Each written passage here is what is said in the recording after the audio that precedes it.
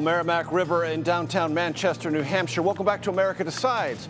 We are hearing more from New Hampshire primary voters about why they decided to come out to the polls. So let's go now to our Elections and Surveys Executive Director, Anthony Salvanto, who comes to us from the CBS News Data Desk. Anthony, one of the conversations I've heard here in New Hampshire from Republicans is political success can or should immunize former President Trump from whatever legal travails he faces, criminal or civil. That's not true, but that's something they talk about. And I believe you have some exit poll data on what voters think about whether or not Trump gets convicted and what that might mean for them. True?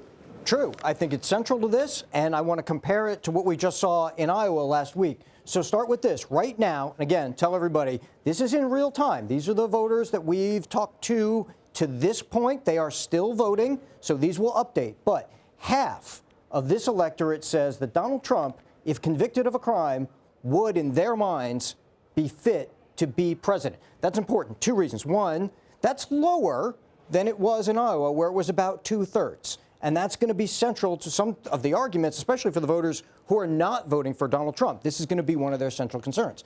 But the other part of this is, if you look nationally at this, those indictments for Donald Trump's supporters have only boosted his standing. They have told us in polling that they see that as a reason to support him more, that they think those indictments are politically motivated, and it's actually strengthened his support, whereas then on the other side, for people who aren't voting for him, it's increasingly, or it has been, a real cause for concern, Major.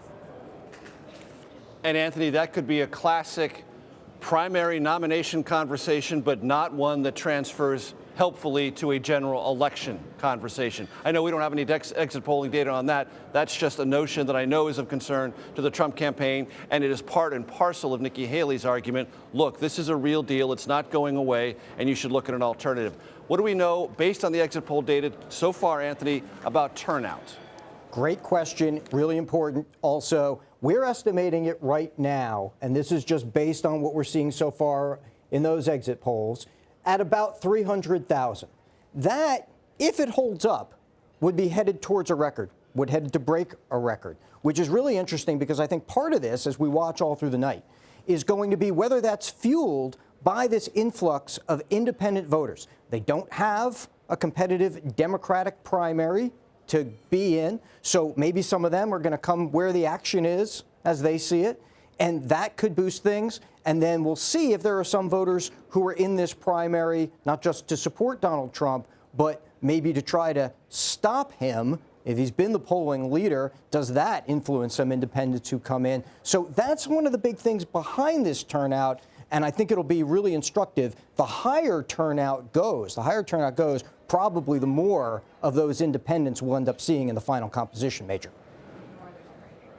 Anthony, very quickly, and this is not necessarily an exit poll data question, but it's a turnout adjacent question. When you think about tonight's returns, where are you looking to find trends for the evening?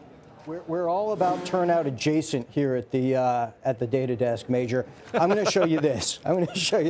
We're going to take a look at, for one thing, at the past performance from the 2016 primary, and Donald Trump did well all over, quite frankly. But there are pockets where John Kasich did relatively well, where Marco Rubio, though he doesn't win any townships, did relatively well.